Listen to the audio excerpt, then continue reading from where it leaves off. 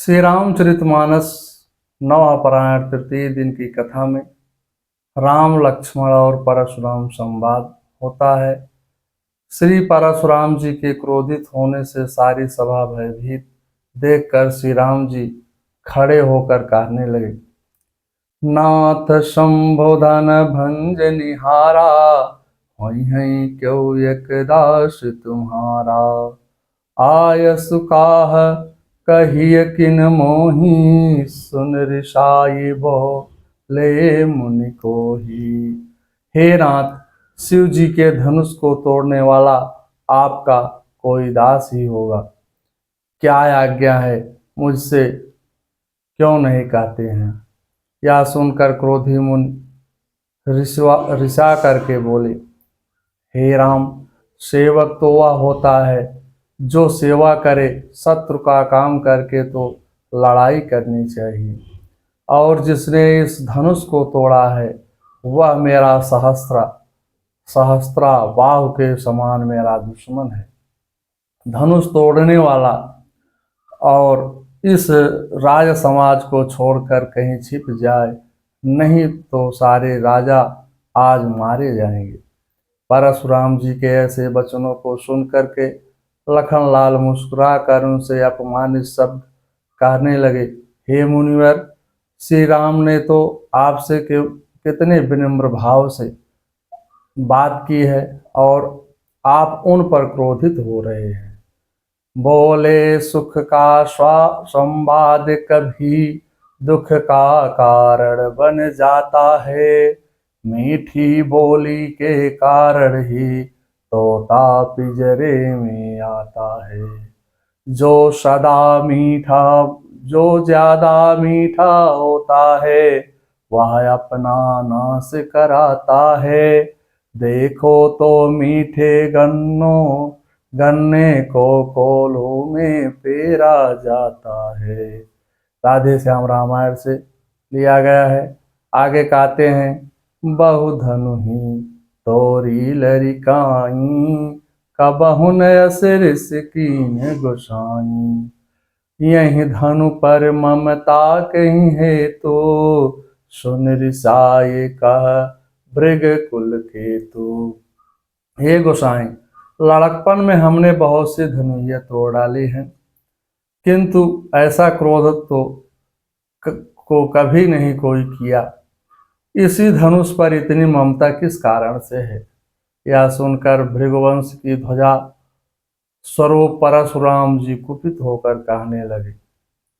बहुधनु ही का अर्थ है, जब परशुराम जी ने अनेके देवताओं और राजाओं को अनेक बार जीत कर अनेक धनुष एकत्रित कर लिए थे, पृथ्वी ने सोचा कि अपार बोझ मेरे ऊपर है और कहीं ये राक्षसों के हाथ में पड़ गए तो अनर्थ हो जाएगा। शेष जी बालक रूप से पृथ्वी स्त्री रूप में से परशुराम जी के आश्रम में गई। कहने लगी कि मेरा बालक चंचल है, बिगाड़ बिगाड़ करता रहता है। यदि आप इस पर क्रोधित न हो तो मैं आपके आश्रम में सेवा करती रहूंगी, यह भी खेलता रहेगा। परशुराम जी ने कहा, मैं क्रोध नहीं करूंगा। एक दिन परशुराम जी कहीं गए हुए थे। उस समय शेष जी के उस समय शेष जी बालक ने उन सभी धनुषों को तोड़ दिया था। परशुराम जी ने आकर देखा तो क्रोध तो नहीं किया, पर आश्रम से चले जाने को कहा। तब शेष जी अपने वास्तविक रूप में आकर के बोले, एक शिव जी का धनुष रह गया है, उसे श्री राम जी जनकपुर में तोड़ेंगे। यही बात शेषावतार लक्ष्मण जी ने कही थी कि बहु धनु ही तोरी लरिकाई। धनुष, परशुराम जी कहने लगे, यह सामान्य धनुष नहीं था। हे राम, ये दो धनुष विश्वकर्मा के द्वारा बनाए हुए दिव्य धनुष थे। वाल्मीकि रामायण के बालकांड का सर्ग 17 से 12 में है।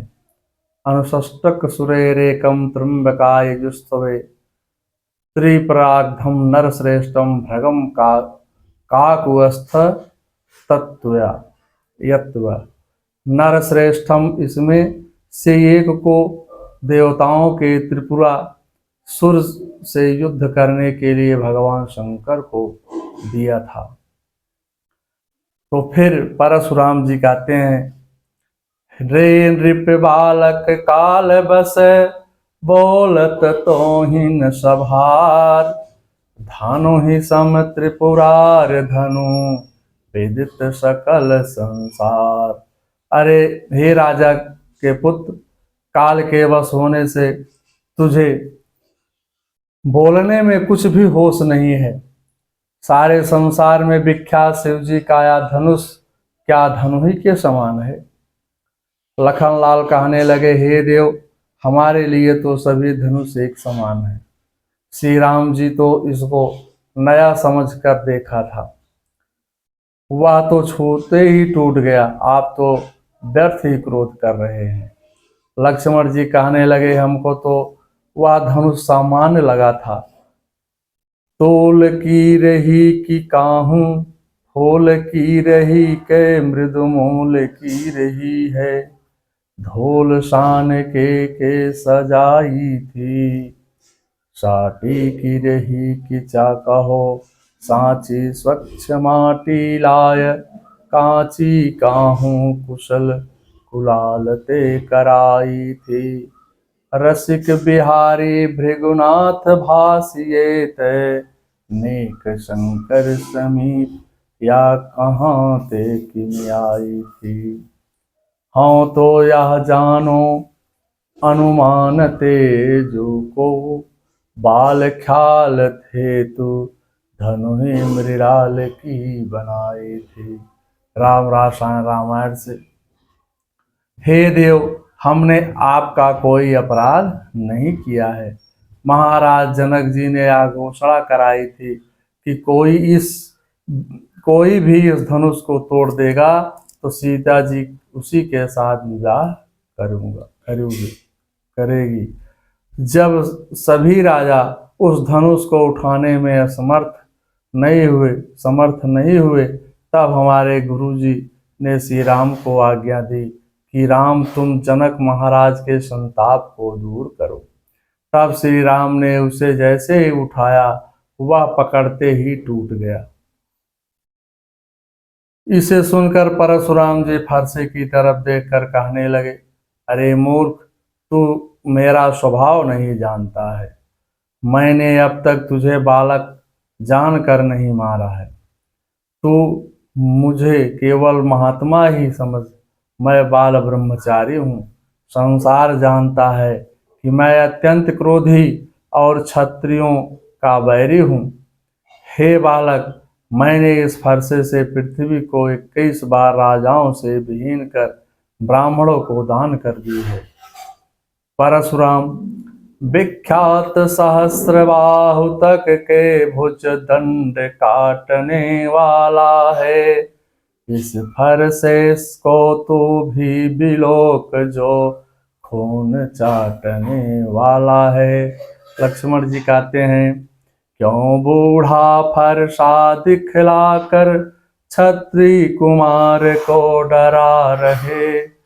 बलिहार आपको फूकों से उदियाचल पर्वत उड़ा रहे।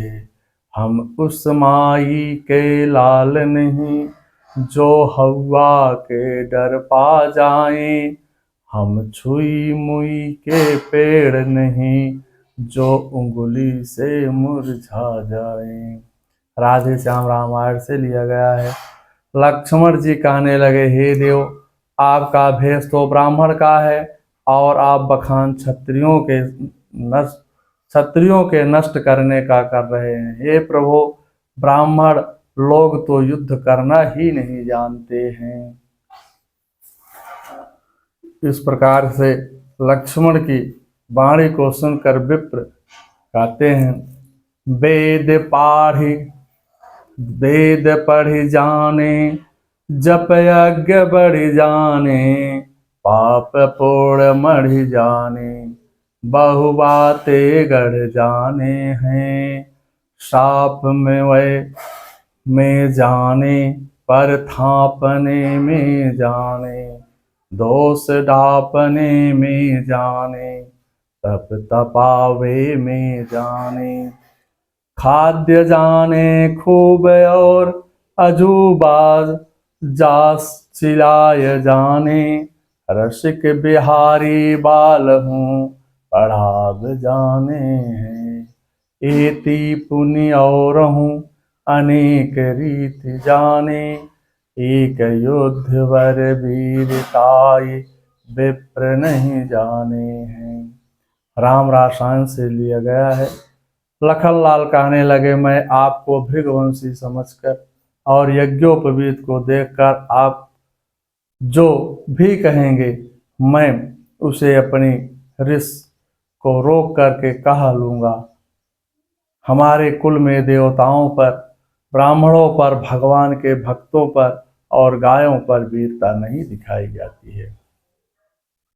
बांधे पाप वप कीर्ति हारे, मरता हूँ पापरियरहूँ तुम्हारे।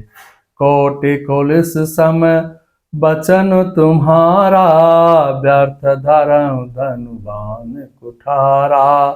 क्योंकि इन्हें मारने में पाप लगता है और इनसे हार जाने पर अपकीर्ति होती है, इसलिए आप मेरे तो भी आप मारें तो भी मैं आपके पैर ही पड़ना चाहिए। आपका एक एक वचन ही करोड़ों वज्रों के समान है। धनुष बाण का और कुठार तो आप व्यर्थ ही धारण करते हैं। आपका फरसा अब कुंठित हो गया है। कुंठित कुठार फरसा।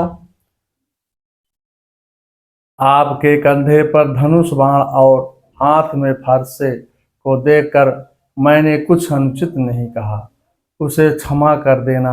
लखनलाल के इन वचनों को सुनकर परशुराम जी क्रोध में भरकर गंभीर वाणी में बोलते हैं। कौशिक सुनहु मंद यह बालक, कुटिल काल बस निज कुल घालक। भानुवंश राकेश कलंको, निपट निरंकुश अभुत असंको। हे विश्वामित्र सुनो, यह बालक बड़ा कुबुद्ध और कुटिल है। काल के बस होकर यह अपने कुल का घातक बन रहा है। यह सूर्यवंश पूर्णचंद्र का कलंक है। यह बिल्कुल उदंड, मूर्ख और निडर है।